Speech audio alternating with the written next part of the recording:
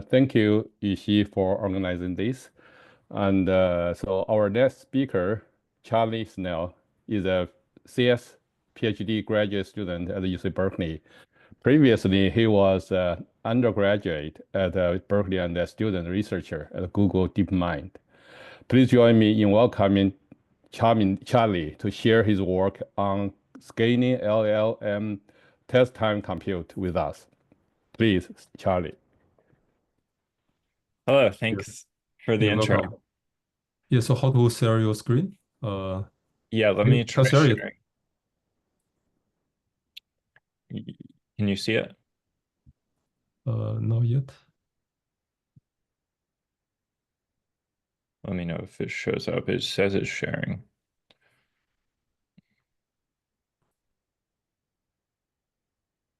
Let me see.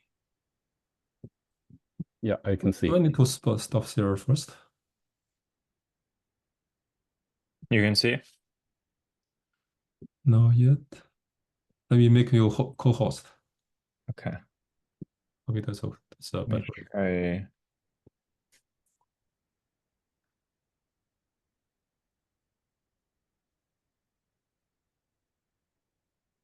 Okay. Okay, yeah, that's great. Working now? Yeah. Okay, great. Sweet. So yeah, I'll get started. Yeah, so this is some work I did during an internship at DeepMind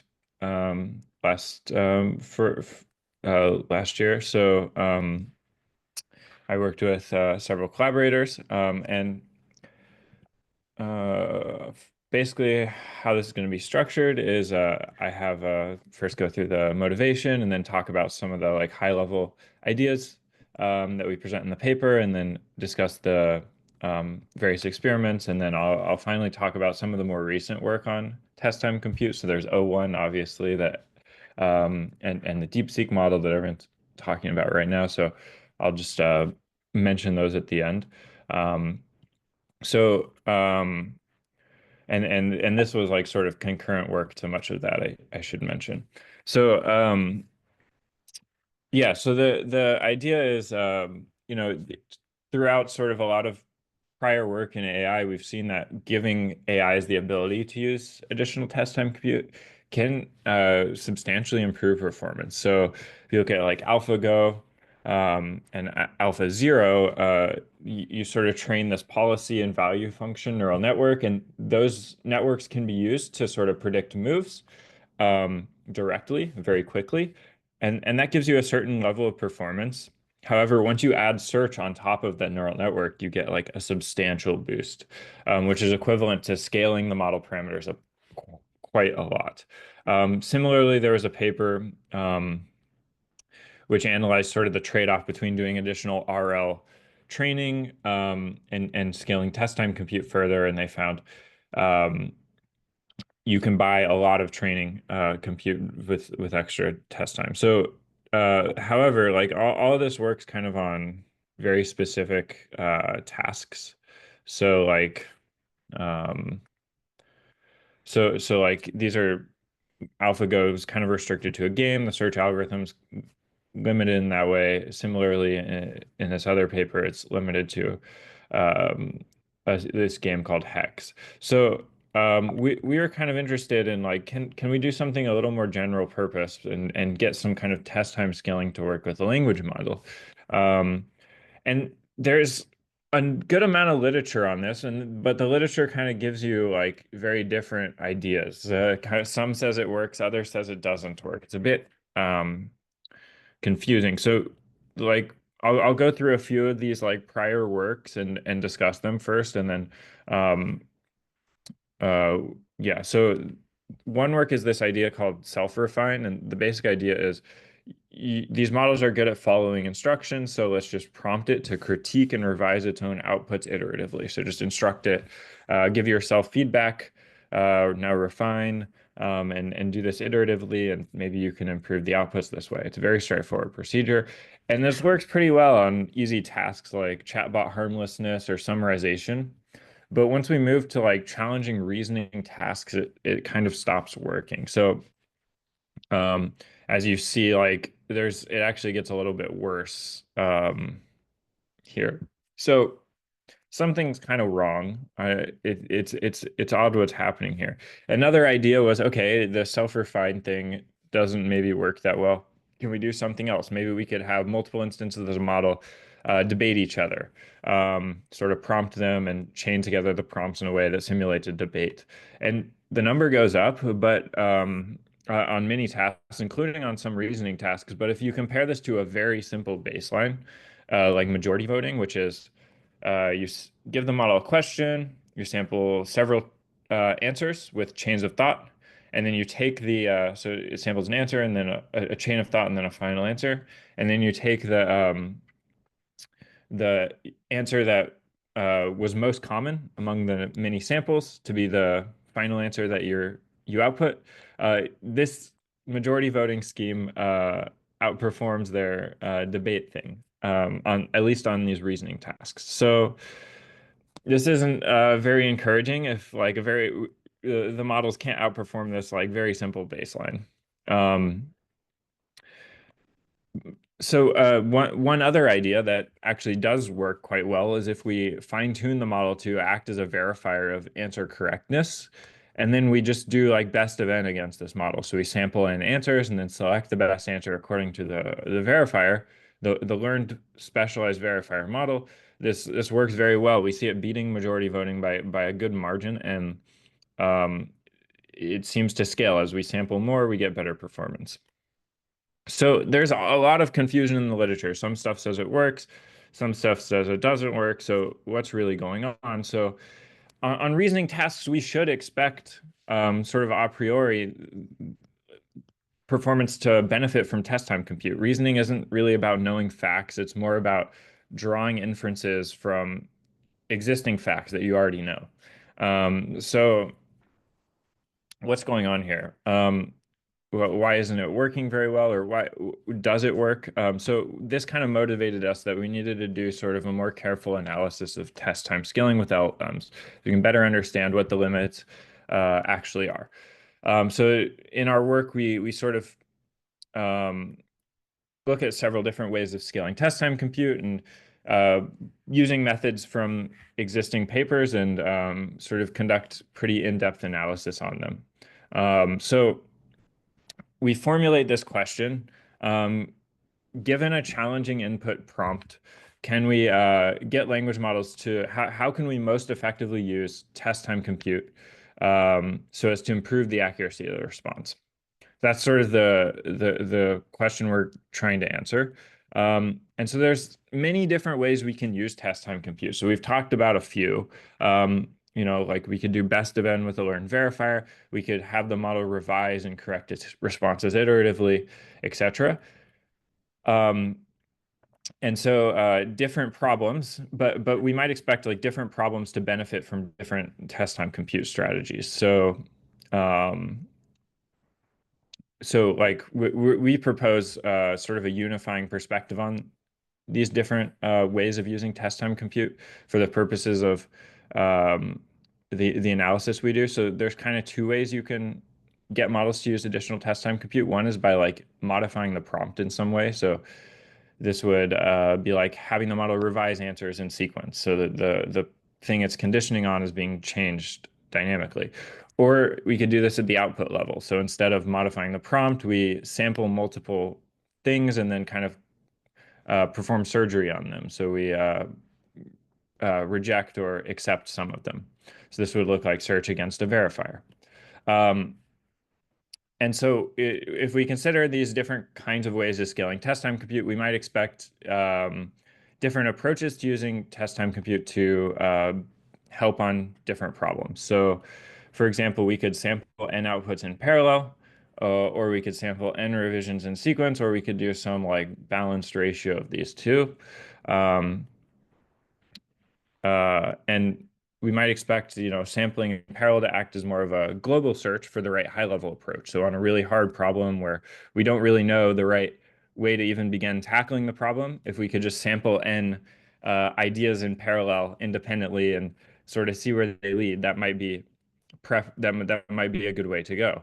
However, on easier problems where we kind of already know the right approach, we just might make errors in the process. It might be better to do some kind of revision. So these are the kind of considerations we have when we're thinking about like what is the best way to use test time compute. And we formally define sort of a notion of optimal scaling for test time compute to be the best like test time compute hyperparameters for a given question and test time compute budget. So basically what we're saying is like at a given budget and for a given question, what is the best search algorithm to use? What are the best hyperparameters? And the hyperparameters could be something like the best search algorithm. So do we want to use best of n or beam search? And what beam width should we use for beam search? Or it could be, should we sample n answers in parallel or n in sequence, as I discussed in the previous example. So that's kind of how we define optimal scaling. And in practice, we implement this using a notion of question difficulty. So we're going to look at a given question, estimate its difficulty in some way, and then select the test time compute strategy that works best for questions of that difficulty. And in practice, we define sort of a heuristic notion of difficulty, which is like sample a bunch of outputs from the question and get sort of the pass at one. How often does it get the question correctly? And then bin that correctness rate into quantiles. So if it gets it right very rarely, then that's a hard question. If it gets it right often, that's an easy question. And then we also have a predicted difficulty. Since this requires a ground truth correctness, we also use a verifier in place of the ground truth to help us estimate this difficulty. So that's sort of kind of the background or the sort of setup for our analysis. We define this notion of difficulty to help us compute optimal scaling, and we define sort of two kinds of ways of scaling test time compute, one by varying the inputs and one by sort of modifying the model's outputs. So now that we've defined this, we'll go into the actual experimental analysis that we did in the paper. So basically, the first part of this, is there a question in chat? Okay, I'll check the chat for questions if people have them as I go. But yeah, so with the verifier, so basically we're gonna do some analysis of how does test time compute scale with a learned verifier. So this is modifying the outputs part, and then we'll also do some analysis of if we have models that can revise answers, how does that scale with test time compute? And in both of these sections, one thing we're doing that's different from some of the prior work which showed negative results is we are fine-tuning models to be able to most effectively utilize test time compute rather than just few-shot prompting them. And that's kind of seems to be critical for unlocking test time compute with today's language models. So to get into the scaling test time compute with verifiers, we're going to consider a few different ways of using a verifier to do search and help us use test time compute to get to the correct answer. So when we say verifier, what we're talking about here is what's called a process-based verifier, which essentially scores intermediate steps in a solution. So you're given a math problem and you kind of do a chain of thought where you sort of show your work through each step in the solution. The process-based verifier will give a score to each step in terms of how correct it is and how much it's helping you get to the correct answer. And so once we have a verifier like this, we can do some interesting search algorithms with it at test time. So the simplest baseline, this does not require the intermediate steps, is best of n, where you just sample n full solutions and select the one with the highest score under the verifier. We can also do things, something more complicated like beam search, where we sample a few initial steps to the solution, pick the best ones, and then from those sample next steps, and then iterate this until we get to the end and take the best one. We can also do sort of an extension of beam search, which is look-ahead search, where instead of taking the score at each step, we do a little bit of a look-ahead rollout to get a better sense of where this step might lead, and then take the verifier score at the end of the look-ahead rollout as representative of that step score. This is closer to like Monte Carlo tree search in practice. So we compare these three methods and with a process-based verifier. And I should note that to train the verifier, what we do is I think the original work that introduced process-based verifiers used human labels to supervise it. So they got humans to look at a bunch of models sampled answers and say this step is correct, this step is incorrect. And then they use this supervised data to train the verifier, but this is quite expensive to collect. So we instead followed a different approach from this paper called Math Shepherd, which actually trains the process verifier as a value function. So what we do is at each step, we sample Monte Carlo rollouts from the model. So we sample n times. We see whether it leads to the correct answer or the wrong answer on the training set. And then we average we get the average number of times it leads to the correct answer and use that as supervision. That average as supervision for the PRM. So that's basically how the verifier is trained. So once we have this verifier and we compare it on the three search algorithms I discussed, we find that the beam search methods, which is this blue and this red line, perform very well at small budgets compared to best of n, which is kind of the standard baseline, this orange line, and majority is this green line. So they all outperform majority. So these beam search actually helps a lot at small budgets. Once we scale up the test time compute, it starts to converge closer to best of n. And then we see that the look-ahead search kind of underperforms, and this is probably partly due to the high cost of look-ahead rollouts.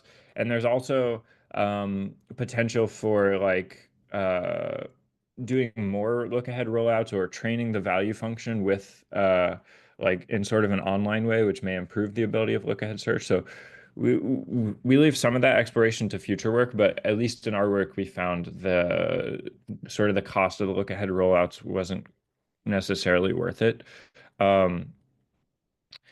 So that's sort of the comparison in aggregate of these different methods. If we now look at sort of these questions binned by difficulty level, what we see is that on the easy questions, beam search kind of shows signs of over-optimization, and best of n or majority are almost as good as you can get in some sense as you go towards high budget. But once we get to these harder questions, these higher difficulty level questions, like levels 3 and 4, we see that the beam search, this is where it kind of starts to shine. It really helps on these harder questions. However, on the very hardest questions, we see very low performance across the board, and this is likely just because the verifier is making errors, and it's trained from the same base model that's sampling the answer. So if the base model is unable to answer the question, the fine-tuned verifier is also probably going to struggle. Oh, the room I'm in has one second. The room I'm in has automatic lights, and I think it just dimmed. So 1 second.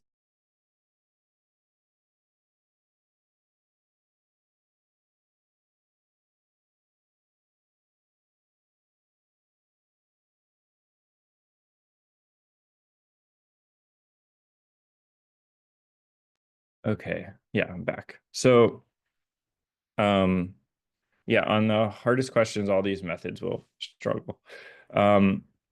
So we see that like depending on the difficulty, we might want to use a different search method. And so if we sort of select the best search method at each difficulty level, we get sort of this notion of compute optimal scaling as approximated by difficulty that I discussed earlier. And we see that like we can improve scaling by a good amount, up to 4x less test time compute than best of n. We kind of see the same performance here. So that's sort of our what we found. So the efficacy of different search methods depends on the budget of the on the test time budget and the question. We find that beam search can be very effective on harder questions and at lower budgets. Best of n is more effective on the easier questions, and if we do sort of compute optimal scaling, we can see some interesting improvements. That's the bit of analysis we did with verifiers. Now, the next part of this is we're going to have models iteratively revise answers. This is similar to the idea of self-refine that I sort of mentioned at the beginning that had negative results, but what's critically different is that we're fine-tuning the model to verify. So we're not just taking a base model out of the box and a few shot prompting it to revise. We're fine-tuning the model to revise answers. So to like define exactly what we're doing here, the standard way to sample from an LM would be to sort of sample n responses independently in parallel. We could also sort of have the model iteratively revise them, so it's conditioned on its previous attempts in sort of a sequential manner. And then given sort of a set of such samples that are sampled sequentially or in parallel, we can also use a verifier to select the best one. And we can also sort of do a sort of ratio between sequential and parallel. So we could do 4 sequential and 2 chains in parallel, select the best one from each chain, and then select the best one between the 2 chains. And these are sort of the different approaches we compare. So, to fine-tune the revision model, basically what we do is we sort of construct these synthetically constructed chains of incorrect answers followed by a correct answer. So how to do this is we sample a bunch of answers from the base model in parallel, and then we're going to sort of artificially create these chains. So we're going to take a bunch of incorrect answers, and then add a correct answer at the end of the sequence. And then we're going to fine-tune the model on a bunch of these sequences to just generate the correct answer conditioned on the full chain. And once we do this, we see that the model actually is able to learn from the answers in context. So the pass-at-one accuracy with additional generations in sequence goes up. It sort of asymptotes, but it goes up a good amount, like 5 or 6% from where it started. And then once we have this revision model, we can use a verifier that's trained to a fine-tuned verifier to select the best answer from the revision sequence. And once we do this, we see that actually sequential sampling outperforms sampling in parallel. So the bottom lines are, or the top lines are best of n, the bottom lines are majority. These should be dashed. This is an old plot actually. So basically you're seeing the sequential lines outperforming the parallel lines here. And then also what we can do is we can do the ratio of sequential to parallel and sort of vary that ratio. And we see that like in a lot of cases, more sequential is helpful, but on some of the higher difficulty or on the higher budget, there seems to be some ideal ratio between sequential and parallel. And if we break this down by question difficulty, we see that on the easier questions, a lot more sequential is useful, but on the harder questions, it seems like there's sort of a sweet spot a little bit. So given this, we can use sort of our notion of compute optimal scaling to select sort of the best ratio for a given question, the best sequential to parallel ratio for a given question at a given test time budget. So once we do this, we see that we can basically outperform the parallel baseline by up to like using up to 4x less test time compute. So we see like over here, we're already outperforming there. And it looks like the parallel kind of plateaus, but the compute optimal seems to continue improving.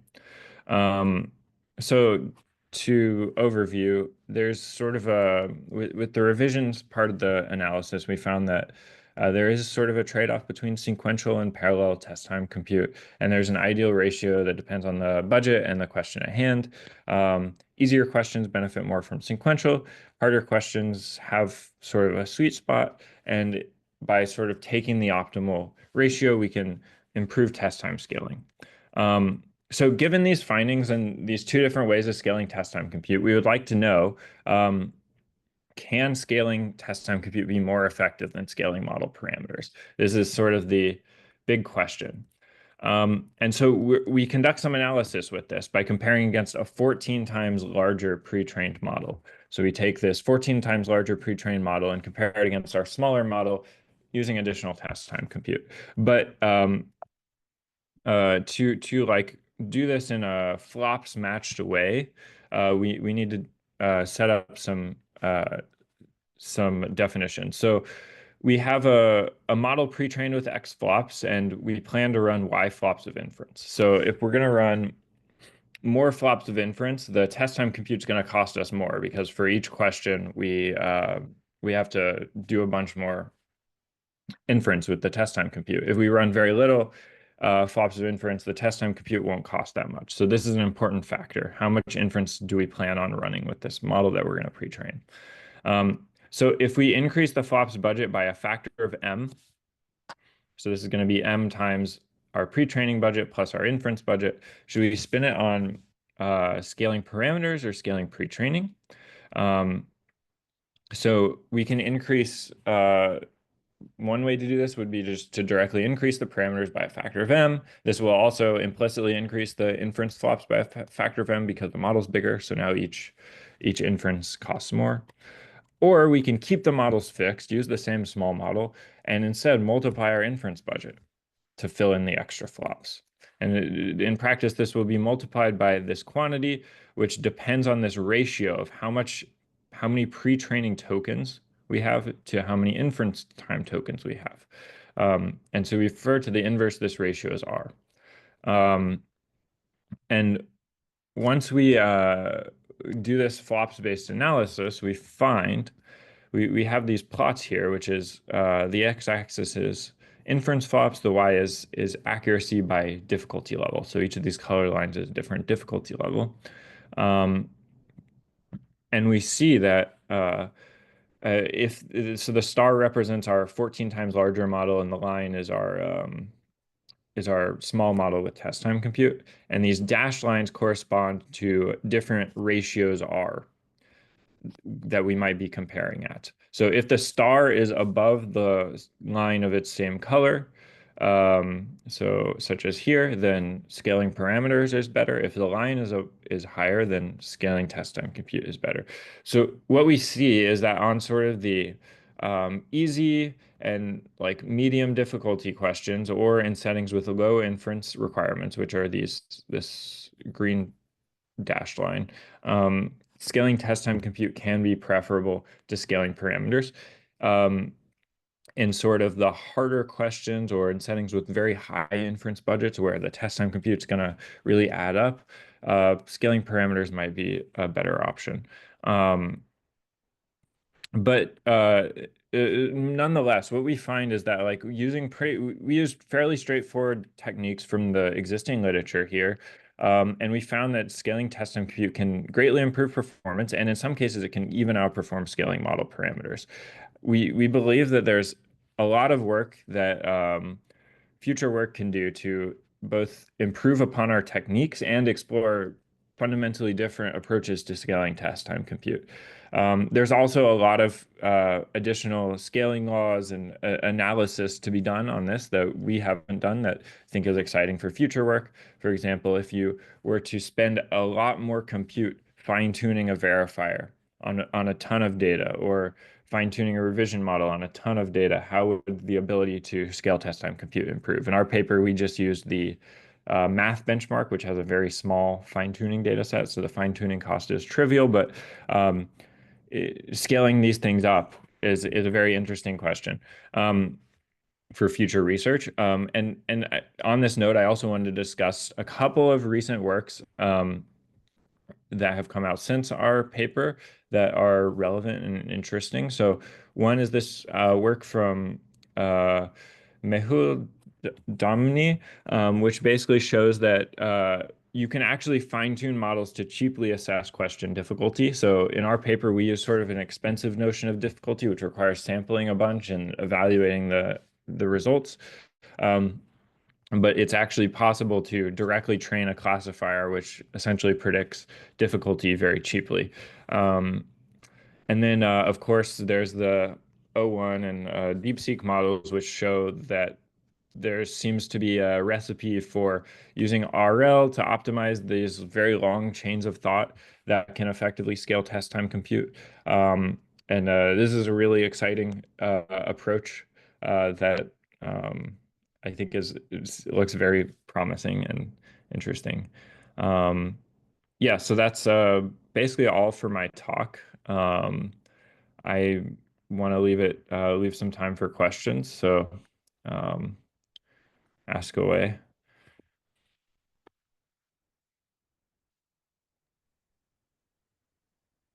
Thank you, Charlie, for this great talk. And yeah, so let me see if there are any questions from the audience. Yeah, before we turn to that,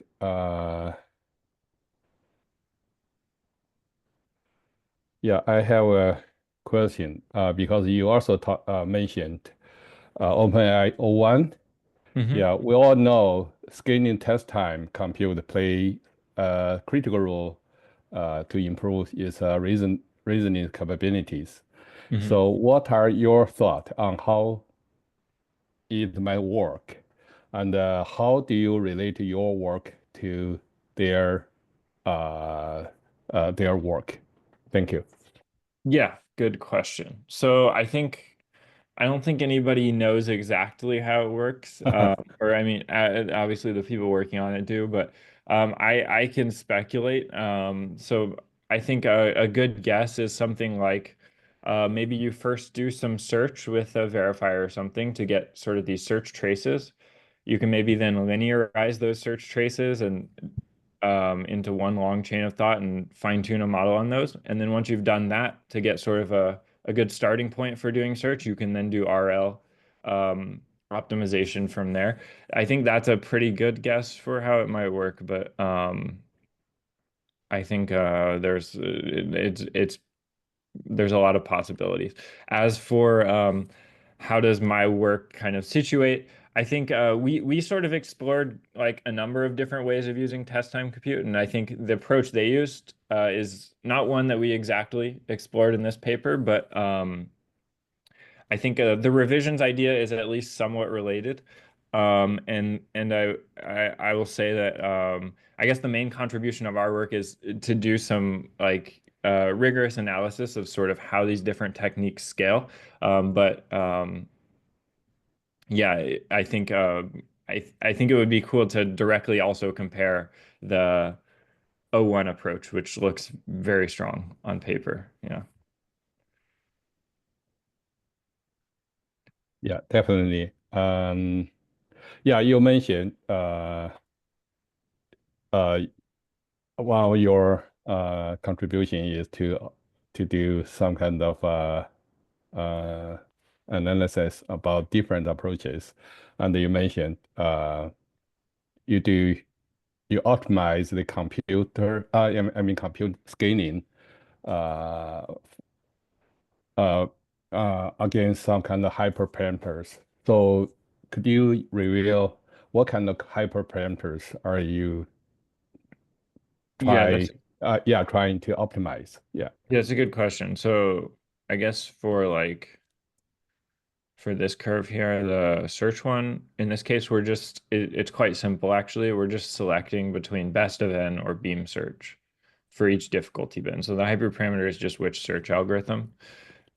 For this plot, what we're doing is we have sort of a sweep over a few different sequential to parallel sampling ratios, and we're selecting the best one. And also, I should mention that when we select this, we're not selecting on the test set. We have a validation set that we select the Hmm. best setting on and then apply that rule to the test sets. There's not leakage in that way.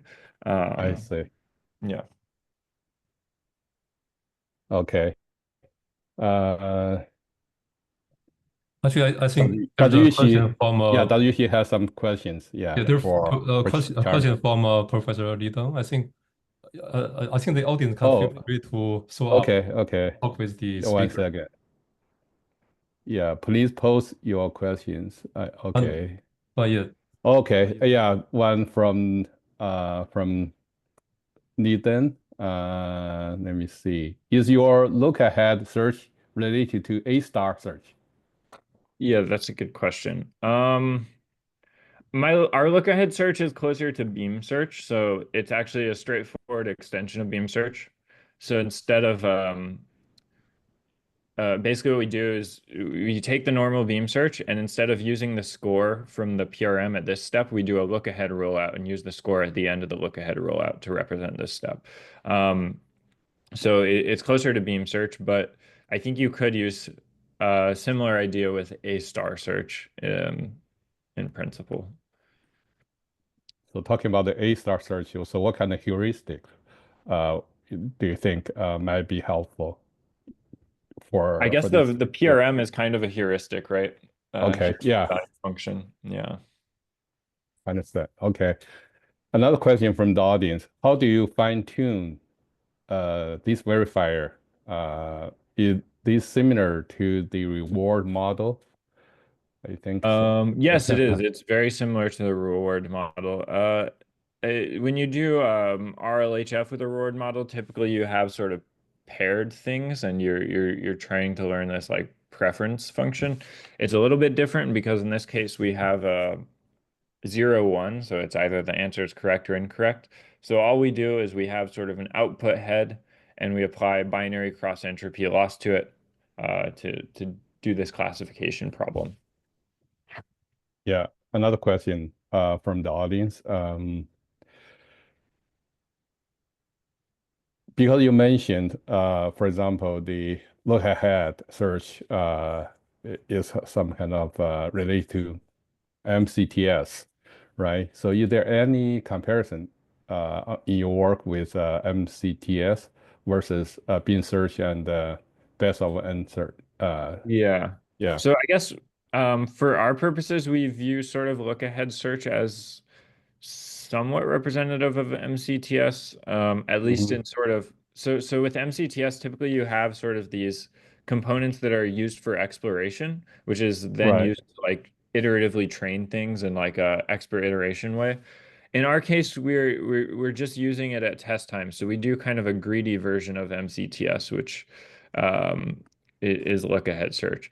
But I do think that there's probably more. So like our results were not super strong with the look ahead search, and probably by doing that iterative MCTS, you could get better results. But we didn't explore that mostly due to time constraints.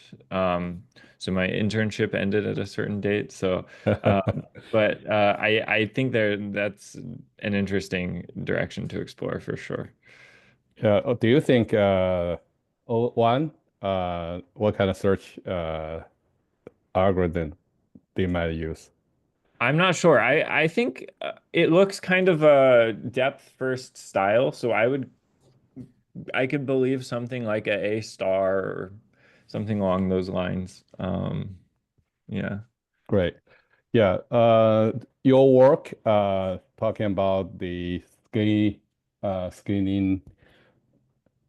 test time compute. Do you think there is any way you can make this kind of work beyond math and coding? Um, yeah, that's a good question. I think to train these models to be able to do the verification or to do the revisions or even to do maybe the O1 thing where you do RL with a chain of thought. It seems like you need tasks where you have sort of a ground truth. Hmm. Um, so like yeah, so just coding and math. I I think also one thing to note is that like we do see that like the PRM struggles a lot on harder Right. questions that are like very Hmm. out of distribution. So I think this is like a sign that you really do need to be optimizing against the ground truth. So I mean, I think you can apply it to tasks that aren't math and coding, but you're gonna have to like turn them into a form with a ground truth. So you could do like science questions, but I don't know if you could optimize like free form writing in this way as easily. Um, Yeah, I think that's an open question. I also think there's a chance that like if you do this on enough tasks, it will kind of generalize a bit out of distribution to new things. So like if you do instruction tuning, for example, you get like you can, get crowd workers to create a bunch of instruction answer pairs. You don't need that many, a reasonable amount, and then it can start to do respond to new instructions that it hasn't seen before. So maybe there's hope that like if you do this kind of thing on enough tasks, you can start to generalize reasonably well, but I think that's an open question whether that's the case or not. Yeah, Ishi, do you have any question Okay, yeah. for Charlie? Yeah, just now I think you also mentioned Monk research. Yeah, I wonder if the MTCS or useful learning, this may take more time. So will these more complex techniques affect your results or not? Um, I think, well, so like we saw with the look ahead search was there is sort of an extra cost from doing all the look ahead rollouts that is usually done with MCTS. And this seems to hurt it. Um, like I said, I think it's possible that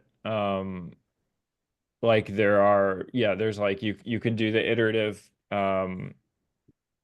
expert iteration, and it may work better in that way once the value function sort of trained um, with several iterations of improvement. But I, I'm not sure. I think like it does seem that like sort of the simplest thing, beam search, works quite well, and I think at least my prior is towards if the simplest thing is working well, working okay, then it might be kind of hard to beat. But I think it's really exciting for future work to explore like how far you can push MCTS. So yeah. Yeah, maybe need another paper or, so there Yeah. are already some people working on that. Yeah, there are. Research, yeah, those things. Yeah. Another question is, yeah, maybe one question is about the clarification. Essentially, you're talking about the trade-off between scaling, pre-training compute and test time compute. But it Yeah. seems your method is conditioned on the problem or the prompt. Yes. So when we want to do pre-training, how do we decide how if given some amount of say compute before we encounter those problems, how do we decide the allocation for pre-training and leave some compute for inference before we know Yeah. the problems? Yeah. So I guess one way to look at the results we have is sort of like if you have a downstream use case, so you want to use your language model to help users answer coding questions. Maybe in that case, they're answering like they're asking pretty challenging questions, so you should invest more in pre-training. But it's possible that like, if instead your users are asking more like common sense reasoning questions that are not as hard, then maybe in that case you can get by with a smaller model and use test time compute with it.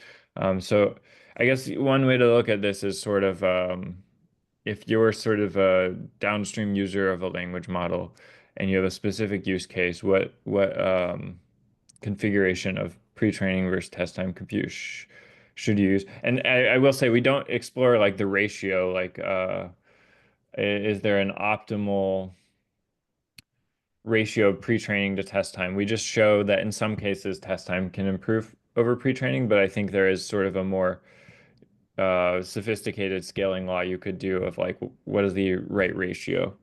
Um, Maybe a simple message is a simple takeaway is just like AlphaGo, Alpha Zero, more time for the inference. Oh, we need to do some kind of inference time compute or decision time planning. So that helps a lot. So maybe just increase some time, some compute for the inference, rather than put all the energy into pre-training. Yeah, yeah, exactly. That's basically what you want to say, right? I guess. Yeah, that's basically it. Okay, And we're okay. showing that like with language models, these ideas, this sort of high level idea from AlphaGo also works. Yeah. Yeah, yeah, yeah. Another question is about the process reward model. Yes. My background, I think our background in reinforcement learning, and when we talk about reward model, uh, yeah, well, I'm thinking what the meaning of process reward model. Usually Yeah. there may be a chicken egg problem, for the reward, uh, and maybe I wonder it should be value function, or maybe say reward shaping, or since it is usually very hard to design a very good role model. Yeah.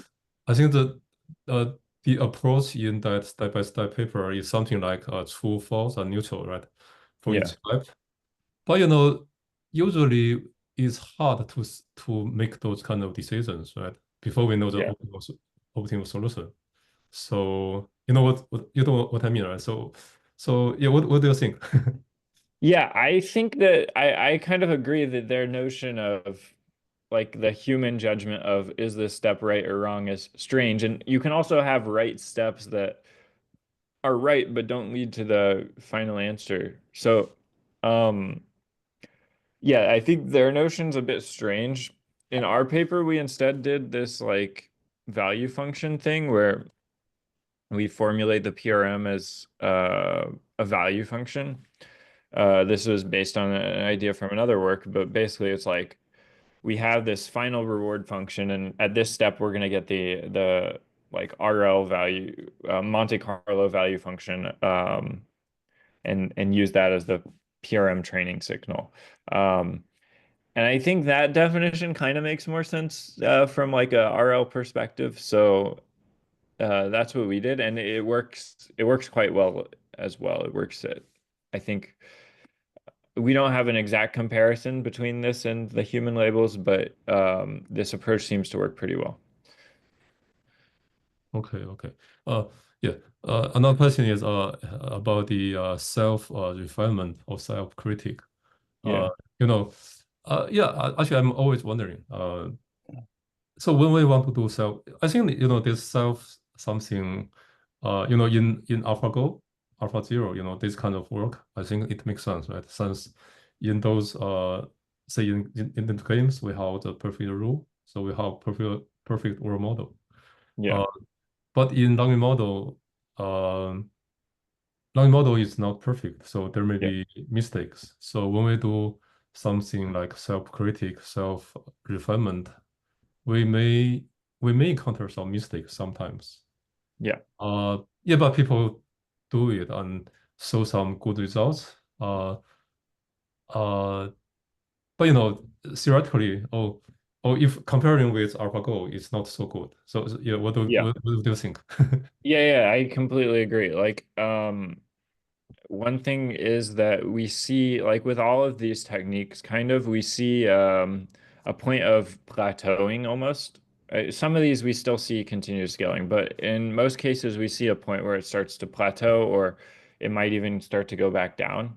And this is because it makes mistakes. So in the case of AlphaGo, we might have some diminishing returns, but the curve should keep going up, right? Because we have the ground truth environment in the case where you have a language model, which is being like an imperfect revision or an imperfect verifier, you'll get improvement for a while and then it will kind of flatten out. And I think a lot of these, so like majority voting flattens out pretty quickly, and we see that like with some of these other techniques, we can get much further scaling. But I think, and probably this can be improved even more. But I think probably all of these techniques do have a point of diminishing returns or plateauing.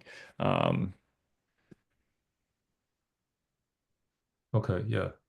Uh, Yeah, I yeah. have a question, a high level question for Charlie. Okay. okay. Uh, from time to time, people talking about Hinton's the bitter lesson. Yeah. You emphasize the general purpose methods leveraged in large scale computation tend to outperform the domain specific approaches over Yeah. time, right? So in the context of scaling time, I mean test time compute, what kind of considerations this principle may raise? Yeah, so actually one thing that's interesting about the bitter lesson is I think it said there's sort of two kinds of techniques that scale with compute. One is like learning and the other is Hmm. search. And so I Hmm. think test time compute is an attempt to bring search into a general language model. Um, and yeah, so that seems to be like the second part of the bitter lesson that hasn't been introduced into language models. We've had learning down, but not so much the search part. Um, but that being said, the stuff we analyze in this paper is a little bit math specialized in the sense that the model's fine-tuned just on math and whatnot. So there's still an open question of how to go even more general. But um, yeah, I think it seems at least promising. Yeah. Yeah, any more questions? Okay. Maybe let me ask one more. Yeah. Since Yeah. Charlie has a background in reinforcement learning, you published, I think that's SQL or something, right? So yeah, so what do you think of, I think it's also related to O1. So what do you think about reinforcement learning and the learning model, how to combine them, how to yeah, what do you think of this big direction, Wait, how to combine what? The language model and what? reinforcement learning? Oh, and RL. Yeah. Yeah, I think it's yeah. I think it's like a very exciting thing. It seems to me like the big I think at this point, it seems the most promising ideas are kind of online, more on policy type RL algorithms where the model can get kind of something that it's not able to get from pre-training, which is it can kind of learn from its own rollouts in a sense. Like it can learn to correct itself, kind of fix the mistakes that its own model would make in sort of from online rollouts. That's the kind of data you can't get from pre-training, and so I think that's kind of a role that RL has to play. And then I guess also sort of in the broader, like once we move beyond math and towards like multi-step agentic kind of tasks, RL has like another role to play in like optimizing sort of those decisions. Um, but yeah, I think it's an exciting time for this kind of stuff for sure. Okay. Yeah. Thanks. Yeah. Yeah, thank you. Uh, Any more?